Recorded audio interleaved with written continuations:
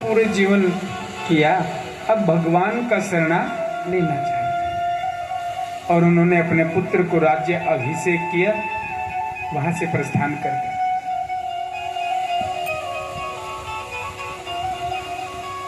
One में एक कुटिया बनाई,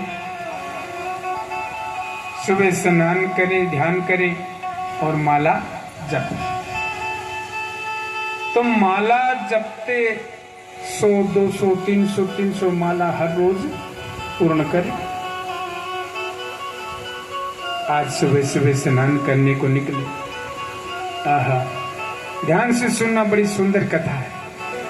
स्नान करने को राजा नदी पर पहुंचते, हाँ, और जैसे नदी पे स्नान करने लगे तो एक दृष्टांत राजा को नजर आया। उसी समय एक मृग जलपान करने को वहां,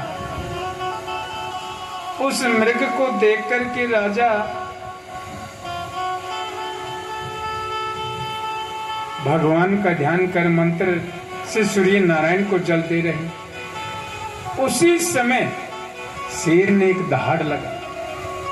जब शेर की दहाड़ उस मृग ने सुनी तो डर के मारे उसने छलांग लगाना। अब जब छलांग लगाया तो वो मृग गर्भवती, उसका जो गर्भ था वो गिर गया। थोड़ी दूर जाकर हिरनी ने प्राण त्याग दी। ये सब राजा देख रहे हैं। राजा ने उस बच्चे को उठाया, नहलाया, धुलाया, वो तो अच्छी बात है, परंतु कहते हैं ना, परोपकार करना तो उत्तम है, अच्छा है। अष्टादश पुराणेषु वाशस्य वचन द्वयम् परोपकार पुण्याय पापाय प्रपीडनम।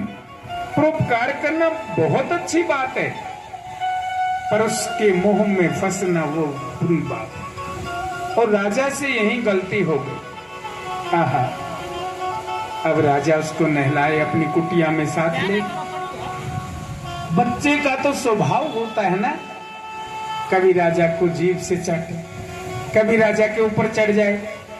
राजा ने कहा, यही तो मेरा एक मित्र, यही तो मेरा पुत्र है, और कौन है यहाँ मेरा।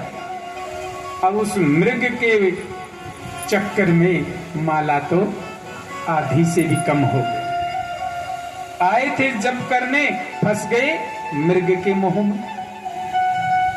संसार को त्याग कर ही तो आए थे राजा, अब उन्हीं में फंस गए। तो आहा, मृगों का झुंड आया। अब जो जिसका संग होगा उसके संग जाएगा ना। और जैसे ही झुंड आया मृगों का, वो मृग का बच्चा उस झुंड में शामिल होकर निकल गया। राजा को बड़ी चिंता हुई। देर रात तक जब बच्चा वापस न आया तो राजा मन में विचार करने आए, मेरा मृग था, मेरा बेटा, क्या पता कोई शेर उठा ले गया, किसी भेड़िए ने उसे अपना निवाला न बना लिया। मन में ये सोचते सोचते राजा, उसी समय राजा का अंतिम समय आया। शास्त्र बताते हैं, अंत मते सो गति। अंतिम समय में जहां बुद्धि होगी वहीं उस आत्मा को भगवान डाल। और राजा की बुद्धि कहां थी? मृग में। जैसे ही शरीर से आत्मा निकली, भगवान ने मृग के गर्भ में डाल दिया। अब मृग के यहाँ जन्म हुआ। सो राजा के पिछले जन्म की स्मृति ज्यों की त्यों बनी हुई है। हाँ, और तब पछताए क्या हो जब चिड़ियां चुग गई खेत। अब राजा कहे, ओहो, बड़ी मुश्किल से मानव देह मिली और उसमें भजन करने को निकला, कहां मृग के चक्कर में फंस गया और आज मुझे मृग के बच्चे के रूप में जन्म मिला। हे भगवान, आपकी अगर कृपा हो, पुनः हमें मनुष्य देही अगर मिले तो हम भगवान के सिमरण के अलावा और कुछ ध्यान न करें।